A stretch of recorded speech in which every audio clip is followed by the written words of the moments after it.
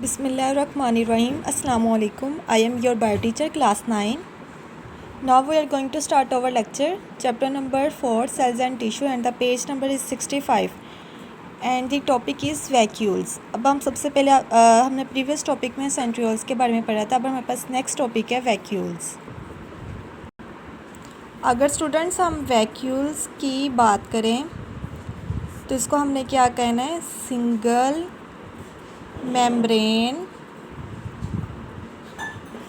Bounded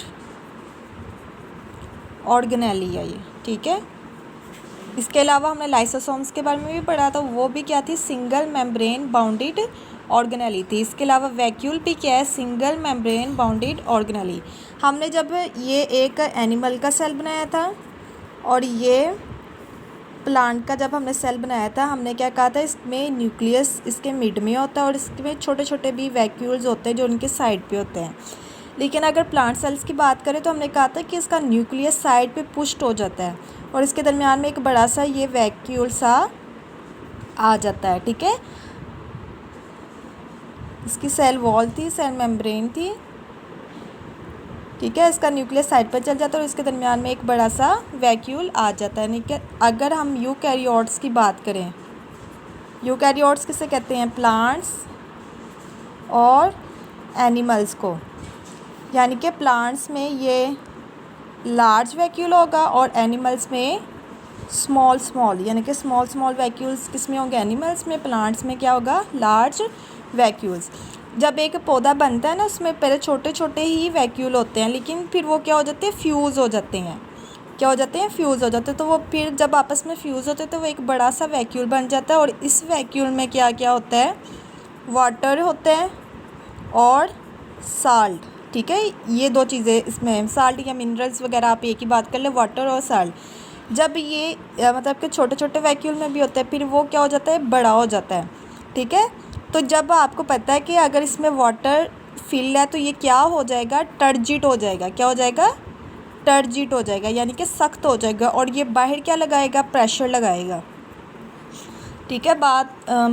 मतलब कि बात जो वो कह रहा है कि वैक्यूल क्या है, सिंगल मेम्ब्रेन बाउंडेड ऑर्गेनेलीज है, ठीक है.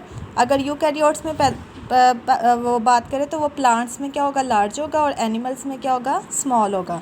एनिमल सेल्स में अगर बात करें तो इसमें छोटे छोटे वैक्यूल्स होंगे, लेकिन प्लांट के वो साइड पे उसके न्यूक्लियस को पुश कर देता है और दरमियान में क्या आ जाता है, एक बड़ा वैक्यूल आ जाता है. तो इसमें ये क्या होता है, फ्लूइड होता है, यानी कि वाटर और साल्ट्स वगैरह इसमें मौजूद होते हैं. अब देखें, हम इसकी रीडिंग करेंगे. Vacuoles are fluid filled single membrane bound organelles. Cells have many small vacuoles in their cytoplasm, ठीक है. सेल्स के पास क्या होते हैं, स्मॉल वैक्यूल्स होते हैं. कहाँ पे होते हैं, उनके साइटोप्लाज्म में होते हैं, ठीक है.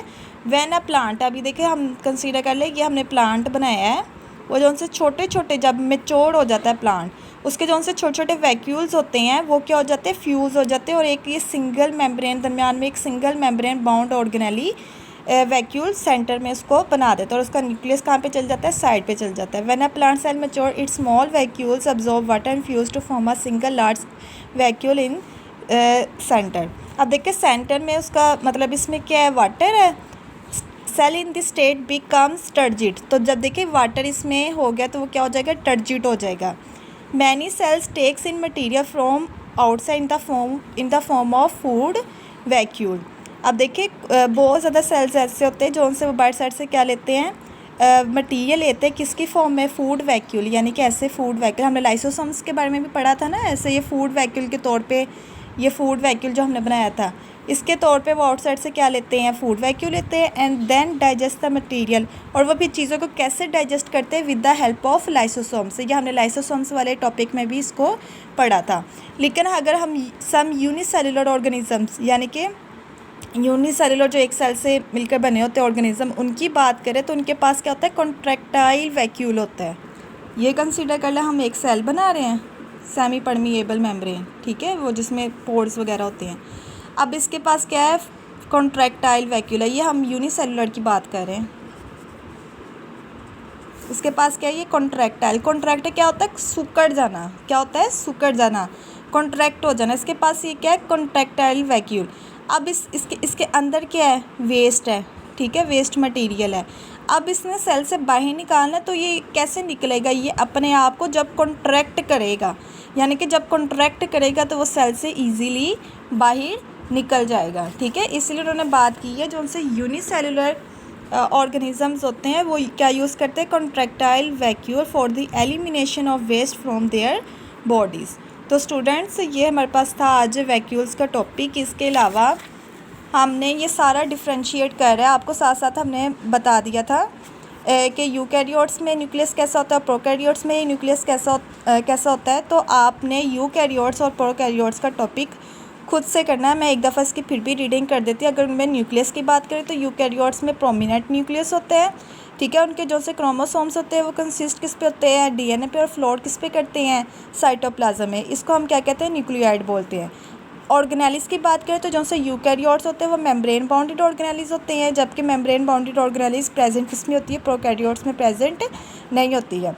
राइबोसोम्स के जो से यूकैरियोटिक सेल्स होते हैं वो लार्ज होते हैं as compare to the prokaryotic cell से। अगर इनका साइज़ देखें तो वो 10 टाइम्स लार्जर होते हैं प्रोकैरियोटिक सेल से।